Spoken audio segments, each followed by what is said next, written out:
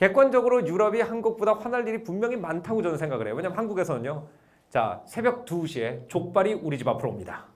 우리는 그런 나라에 살고 있어요. 인터넷 신청하면 그 다음날 와가지고 케이블까지 같이 설치해줘요.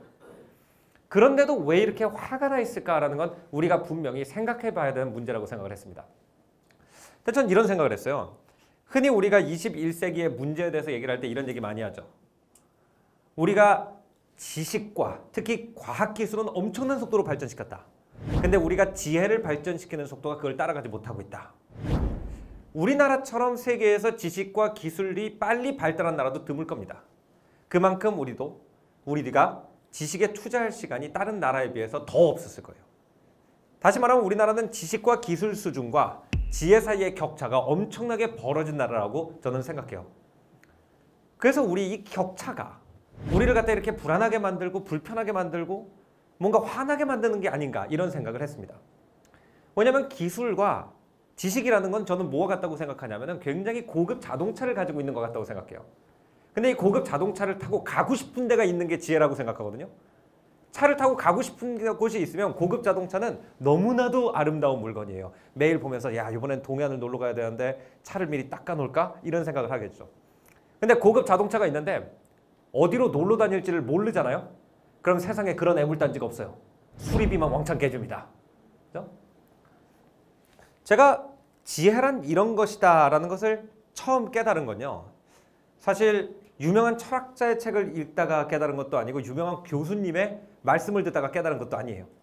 제가 처음으로 지혜가 이것이다. 이것이 분명히 지혜일 것이다. 라는 생각이 든 것은 어떤 운전학원 선생님의 말씀 때문이었습니다. 저는 이제 미국에서 원래 운전을 했어요. 미국은 대부분의 주들이 16살에 운전면허증을 줍니다.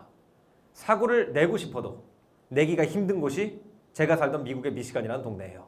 20km 동안 운전을 해도 차가 한 대도 안 지나갑니다. 최고로 우리 동네에 사고가 나가지고 동네 신문에 났던 게 뭐냐면은 어떤 사람이 길에서 벗어나가지고 옥수수 밭으로 들어가서 옥수수 값을 갖다가 50만 원 물어준 적이 있어요. 그게 신문에 나는 동네예요. 그런 동네에서 운전을 하다 이제 프랑스로 가니까 운전을 하기가 매우 힘들어요. 프랑스는 대부분의 길들이 이렇게 생겼습니다. 이 길들이 자동차가 만들어지기 전에 완성이 됐기 때문에요. 사실 저기로 지나다니잖아요. 그러면은 양쪽 백미러 사이에 한 3cm에서 5cm 정도 넓이밖에 없어요.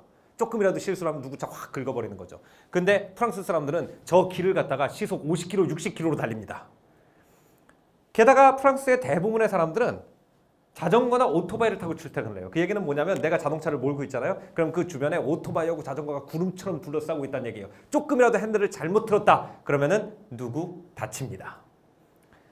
또 프랑스의 보행자들은요. 그닥 자동차를 안 보고 길을 건넙니다. 신호등도 잘 안 지키고요. 딱히 횡단보도라는 관념도 없는 것 같아요. 왜냐하면 프랑스의 법은 어떻게 돼 있냐면은 내가 건너는 신용만 해도 자동차가 무조건 서야 되게 돼 있어요. 어디서든. 보행자 절대 우선입니다. 그렇기 때문에 그냥 보행자들이 아무 때나 자기 마음대로 건너면 자동차가 알아서 서야 돼요. 그러면 이제 저처럼 넓은 미국의 길에서 싹 이러고 운전하던 사람이 갑자기 프랑스에 가서 운전면허를 따려고 그러니까 조금 가다 보면 갑자기 사람 팍 튀어나오면 그 브레이크 밟죠. 그럼 뒤에서 오토바이가 빵 부딪혀요. 갑자기 자전거가 지나가서 깜짝 놀라서 핸들을 오른쪽으로 돌면 오른쪽에 자전거 한 대 더 있어요. 이래가지고 정말 진퇴양난의 상황에서 땀을 뻘뻘 흘리고 있으니까 선생님이 잠깐 차 세우고 내리래요. 내가 너한테 받는 것은 레슨비지 생명수당이 아니래요. 잠깐 내리래요. 그래서 내리더니 갑자기 커피숍에 앉아가지고 같이 카페를 마시고 있는 거예요. 저는 속이 까맣게 타들어가고 있었어. 왜냐하면은 그 당시에 프랑스의 운전학원 비용이요. 운전 실습 1시간에 4만 원이었어요. 우리나라 돈으로. 근데 제가 그때 학생이었단 말이에요. 그러니까 저는 1초 초침이 지나갈 때마다 돈이 없어지고 있는 것을 갖다가 느끼고 있는 거예요. 피가 마르는 거예요. 근데 10분 동안 거기 앉아가지고 커피를 마시니까 내가 볼 때는 10,000원이 낭비된 겁니다. 그죠? 근데 선생님이 거기 앉아가지고 숨을 고르래요. 그래서 제가 이제 안달을 하는 걸 보더니 갑자기 이상한 스님의 선문답 같은 질문을 하십니다. 이런 질문을 했어요. 학생은 몸의 어떤 부분으로 운전을 한다고 생각해요? 묘하죠. 당연히 저는 손이라고 대답했습니다. 손이 움직이는 대로 핸들이 꺾어지고 핸들 방향으로 차가 가니까. 그랬더니 선생님이 씩 웃으면서 이런 말을 하더라고요. 그게 문제구만. 그럼 제가 물어보겠습니까? 그럼 손으로 운전을 하지 무릎으로 할까요? 그랬더니 이 선생님이 이렇게 얘기를 하셨어요. 학생은 평소에 자기 손이 어디 있는 줄 알아요.